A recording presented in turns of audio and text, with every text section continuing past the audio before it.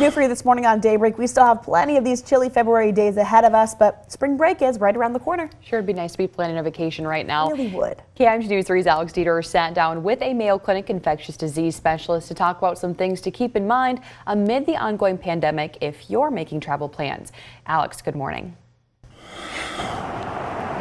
Brooke, Annalise, I'm certainly not dressed for a spring break, and this cold weather and sporadic snow may seem like spring break is just a dream. But Mayo Clinic's Dr. Abi Shah shares some recommendations for those who are planning for spring break travel. He says the spread of the virus in the Omicron variant in particular is reducing, and that's evident here in the Med City and in other countries you may be heading to.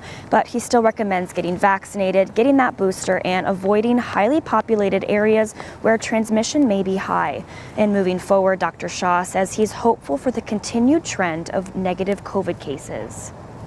Moving forward, what's going to happen in the spring? I hope that the numbers of Omicron or of COVID keep falling and we reach some sort of a low plateau where the community transmission is very low, because that means the hospitals will not be overwhelmed. And if that remains, then that would be good news. But what's going to happen with the numbers, I'm not entirely sure. But my hope is that, like it has been in other countries in the world, that the numbers will reach a low plateau and hopefully stay there.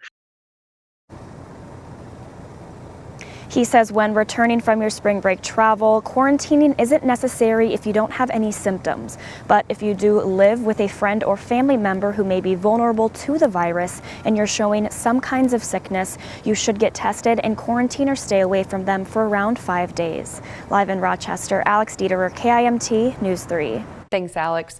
Dr. Shah also reports that statewide, over a 7-day period, there are up to 4,000 COVID cases. So the hope that these numbers will continue to reduce is there, but everyone has to keep doing their part.